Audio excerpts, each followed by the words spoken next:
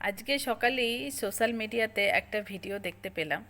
তো সেখানে একটা মহিলা জিজ্ঞাসা করেছেন যে বাচ্চার রক্তটা আসলে কার, বাবার রক্ত নাকি মায়ের রক্ত, নাকি বাবার বংশের রক্ত নাকি মায়ের বংশের রক্ত। আসলে ভিডিওটা দেখে এটা বুঝতে পারলাম মেয়েটা রীতিমতো মেন্টালি টর্চারের মধ্যে দিয়ে যাচ্ছে, কারণ তার শ্বশুরবাড়ির লোক তার মাথায় এটাই বারবার ইনজেক্ট করার চেষ্টা করছে যে বাচ্চাটা তাদের বংশের। আসলে প্রত্যেকটা মেয়েই চায় যে সন্তানের ওপর তার অধিকারটা বহাল থাকুক, তার মতো করে সে মানুষ করতে চায়। কিন্তু এই যে যে মাথায় বারবার ঢোকানো, বারবার বলা যে এটা আমাদের বংশের রক্ত, আমাদের অধিকার বেশি, এতে করে একটা মা অনেকটা ইনসিকিউর ফিল করে এবং সে রীতিমতো বিরক্ত হয়। তাই মেয়েটি কিন্তু সবার কাছে প্রশ্ন করেছে আসলে রক্তটা কার। তো তারই উত্তর আমি দেব। আমি খুব বায়োলজিক্যাল ডিপে আমি যাচ্ছি না, খুব সেটা যে গেলে অন্য রকমভাবে অ্যান্সারটা দিতে হবে, বাট আমি খুব জেনারেল কিছু অ্যান্সার দেব উইথ প্রুফ। তো তোমরা ভিডিওটা দেখো, তাহলেই বুঝতে পারবে। গুগল খুলেছি এবং সেখানে আমি সার্চ করেছি baby blood from father or mother, মানে বেবি কার রক্ত পায়। তো সেখানে অনেকগুলো ট্যাব এসছে, তো তার ভেতরে আমি কয়েকটা দেখাচ্ছি। তো প্রথমে বাংলাটাই দেখাই। বাচ্চার রক্ত কি বাবার কাছ থেকে আসে, এটা দেখাচ্ছি প্রথমে। একটা শিশুর রক্তের ধরন এবং পিতামাতার উভয়েরই আরএইচ ফ্যাক্টর বা পিতামাতার উভয়েরই সমন্বয় থাকতে পারে।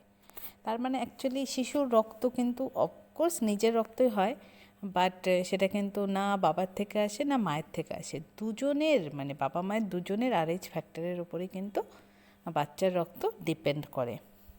মানে এটা অ্যাকচুয়ালি সায়েন্স, এর ভেতরে অনেক ডিপে অনেক কারণ আছে, আমি অতটা যাব না, একদম লাইটের ওপরে তোমাদের বলবো।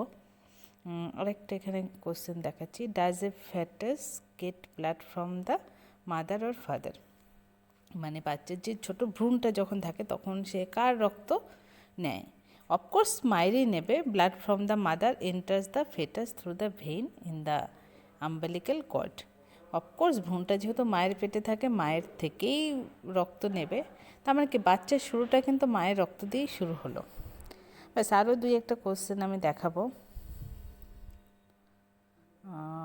বাবার কাছ থেকে সন্তান উত্তরাধিকারের সূত্রে কি পায়।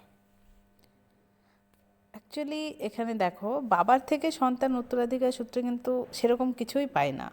যতটা মায়ের থেকে পায় ততটাই বাবার থেকে পায়। আমরা আমাদের মায়ের কাছ থেকে 23টি ক্রোমোজোমের একটি সেট এবং আমাদের পিতার কাছ থেকে 23টি আরেকটি সেট উত্তরাধিকার সূত্রে পাই। অফকোর্স সেটাই কারণ মেয়েদের এক্স এক্স ক্রোমোজোম এবং ছেলেদের এক্স ওয়াই ক্রোমোজোম থাকে, সেখান থেকেই বেবিটা হয়। আরও দুই একটা আমি দেখাচ্ছি।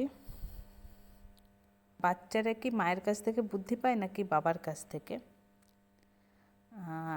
বিজ্ঞানীরা বলছে শিশুরা মায়ের কাছ থেকে বুদ্ধিমত্তা পায়, বাবার কাছ থেকে নয়। মানে বেশিরভাগই সব মায়ের কাছ থেকেই পায় আর কি। আরেকটা জিনিস দেখাবো ডিএনএর। এক মিনিট। ডিএনএ কি বাবা নাকি মায়ের মাধ্যমে ট্রেস হয়, এটা দেখাই। আমাদের সকলের মাইটোকন্ড্রিয়াল ডিএনএ আছে, যেহেতু আপনার মাইটোকন্ড্রিয়াল ডিএনএ আপনার মায়ের কাছ থেকে উত্তরাধিকার সূত্রে প্রাপ্ত এবং তিনি এটি তার মায়ের কাছ থেকে পেয়েছেন, মানে দিদার কাছ থেকে পাওয়া, এবং তাই এটি আপনার মাতৃ পূর্বপুরুষদের প্রাচীন উৎসের উপর আলোকপাত করতে পারে। তার মানে ডিএনএটাও মায়ের মায়ের বংশধর থেকে আসছে আর কি। আরেকটা কোশ্চেন দেখাচ্ছি, কোন পিতামাতা বেশি ডিএনএ পায়?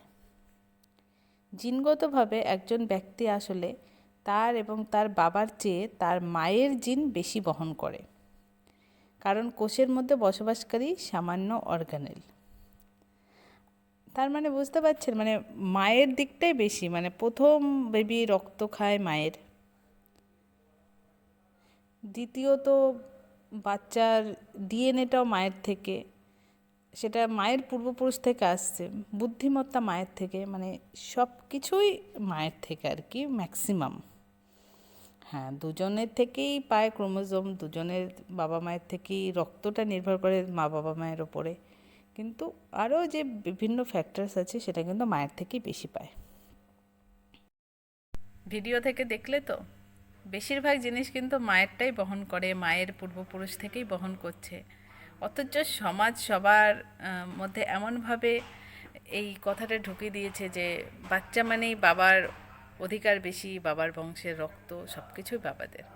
মানে মেয়েরা কোথাও গিয়ে এতটাই অবহেলিত, আর তাদের এতটাই ছোট করে দেখা হয় যে মায়ের থেকে সে কিছুই পায় না।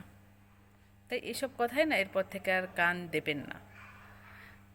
যেহেতু আপনি শিক্ষিত, যেহেতু আপনি বোঝেন সব কিছু, তাই এসব কথাকে একদম পাত্তা দেবেন না।